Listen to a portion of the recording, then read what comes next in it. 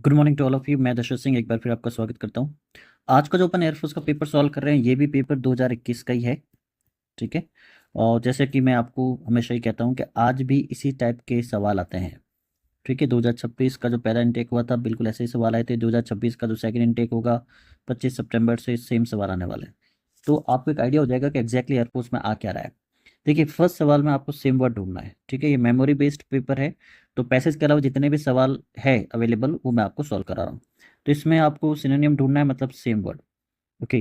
तो कम्यूट का मतलब होता है कि कोई चीज मतलब या तो कम करना या अदला बदली करना। ठीक है। तो सेम वर्ड ढूंढना है तो आपको पता है आंसर बी हो जाएगा, एक्सचेंज।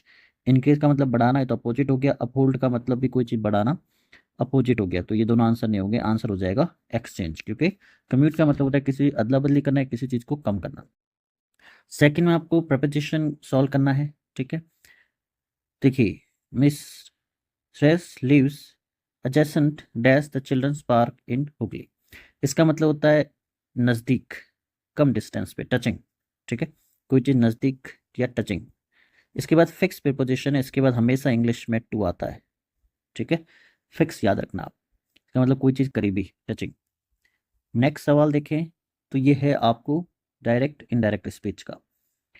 अब देखिए, Palak said I saw the documents, ये डायरेक्ट स्पीच है। ठीक है। I saw past simple tense है। पास्ट सिंपल का हो जाएगा पास्ट परफेक्ट। पलक सेट का पलक सेट ही रहेगा, क्योंकि सेट के बाद अगर टू होता तो टोल्ड में हो जाता।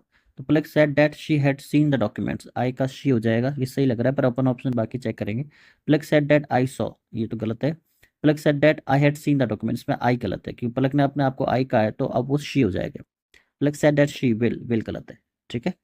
क्योंकि आई सॉ पास्ट सिंपल है, पास्ट सिंपल का क्या हो जाएगा, पास्ट परफेक्ट। आई का शी हो जाएगा और सेट का सेड ही रहेगा। और इनडायरेक्ट स्पीच है तो डेट आ जाएगा। नेक्स्ट में आपको करना है पैसिव फॉर्म। जो सेंटेंस दिया हुआ है इसकी पैसिव फॉर्म बनानी है। My daughters writes very humorous poem, मेरी जो डॉटर काफ़ी फनी पोएम्स लिखती है। कौन सा टेंस है, प्रेजेंट सिंपल। ठीक है। तो देखिए, ये अपना सब्जेक्ट बन गया, आर आ गया, थर्ड फॉर्म आ गई, बाय माई डॉटर। सही लग रहा है। बाकी ऑप्शन चेक करते हैं। My daughter is writing, is गलत है क्योंकि ये सिंपल टेंस है तो इज नहीं आएगा। ये गलत हो गया। इसमें वर नहीं आएगा, ये गलत हो गया। इसमें आप देखेंगे तो बिंग नहीं आएगा क्योंकि ये कंटिन्यूस नहीं है। ठीक है। तो ये गलत हो गया। तो आंसर क्या हो जाएगा, आंसर हो जाएगा फर्स्ट। पांचवें सवाल में आपको एबीसीडी जचाना है, चंपल से ये।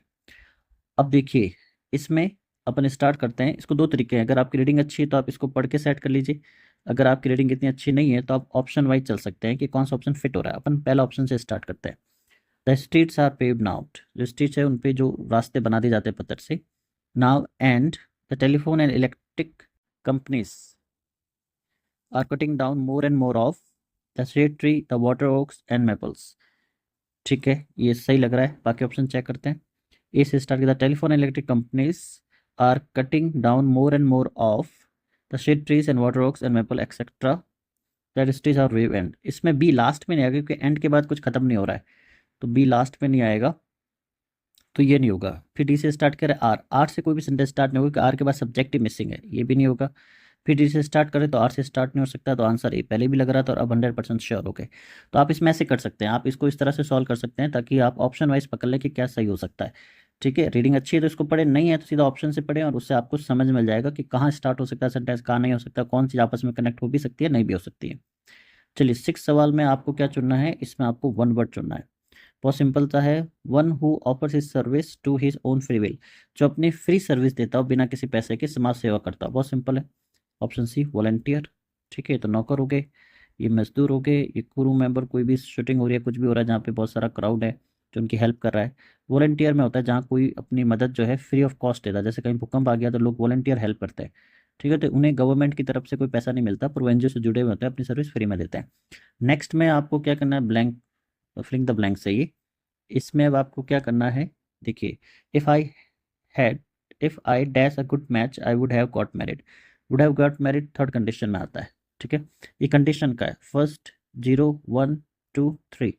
तो थर्ड कंडीशन, इसमें क्या होता है कि past perfect tense, had, had के साथ वैसे ही थर्ड फॉर्म आती है, उसके बाद आ जाता है वुड हैव, और वुड हैव के साथ भी थर्ड फॉर्म आती है।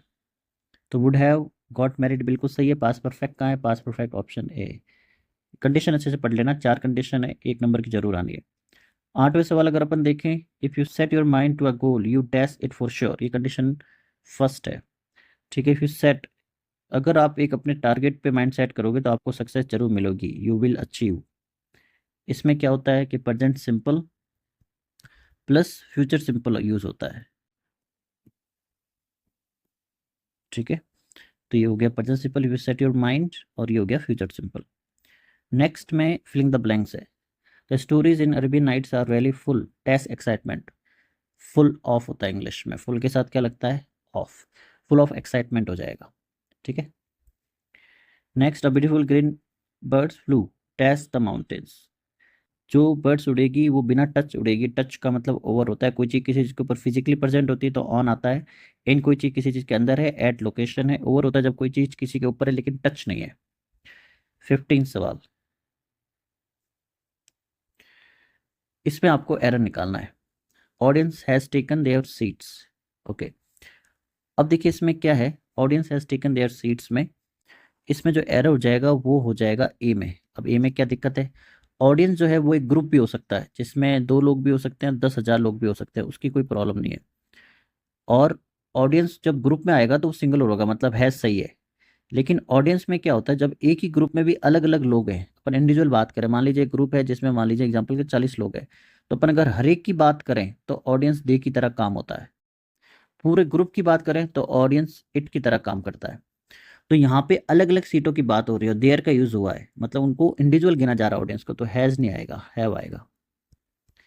मेरा पॉइंट, ऑडियंस ऐसे सिंगुलर है, लेकिन जब आप ग्रुप की बात करो, जब आप ग्रुप ऑडियंस को ग्रुप में नहीं इंडिविजुअल को काउंट करोगे तो दे की तरह काउंट होते हैं, तभी देयर भी लगा है, सीट्स भी आया है, तो हैव आ जाएगा। 16 में आपको क्या करना है, सेम वर्ड ढूंढना है। एडिट, किसी को एडिट करना मतलब इम्प्रूव करना। रिसाइन नहीं होगा, इग्नोर नहीं होगा, कैंसिल नहीं होगा। एडिट का सिनोनिम क्या हो जाएगा, इम्प्रूव। 7th में आपको क्या करना है, अपोजिट वर्ड चुनना है। रेवलेशन का मतलब कुछ उजागर करना, कंसिडरेशन सोचने लायक, जजमेंट जज करना, कंसीलमेंट हो जाएगा, इसका मतलब छुपाना, डिस्ट्रक्शन नहीं होगा, ठीक है। उजागर करना, छिपाना। अब देखिए इसमें आपको वर्ब फॉर्म चुननी है एग्जामिनेशन की। एग्जामिनेशन खुद नाउन है, ठीक है। एग्जाम भी नाउन है, एग्जामिनमेंट भी नाउन है, एग्जामिन वर्ब है, ये आंसर हो जाएगा। एग्जामिनर भी नाउन है, ठीक है। तो आंसर क्या हो जाएगा, आंसर हो जाएगा सी, वर्ब फॉर्म। ये भी नाउन है, ये भी नाउन है, ये भी नाउन है, इवन ये भी नाउन है। इसमें आपको क्या करना है, स्पेलिंग चुननी है करेक्ट।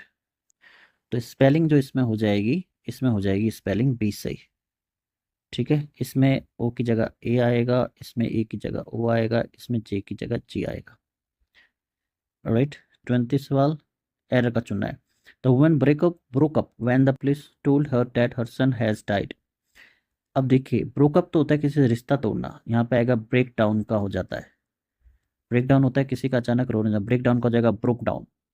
तो अब की जगह आ जाएगा down, broke down. Broke down का क्या मतलब होता है, किसी का रोना। तो ब्रेक डाउन, ब्रोक अप की जगह आ जाएगा ब्रोक डाउन। ब्रोक डाउन का होता है किसी का अचानक कोई खबर सुन के रो जाना, ठीक है। ब्रोकअप का तो मतलब होता है रिलेशन तोड़ना, रिलेशन नहीं होगा, रोना आएगा अचानक, तो ब्रोक डाउन हो जाएगा, और रह जाएगा फर्स्ट में, ठीक है। आज भी यही सवाल आते हैं, इवन इससे ईजी ही आते हैं। तो इससे आपको आइडिया मिल जाएगा कि पेपर किस टाइप के आज भी आ रहे हैं। चलिए कोई डाउट तो कमेंट करेगा, वीडियो को लाइक करेगा, चैनल को सब्सक्राइब करेगा। Thank you for watching, thank you.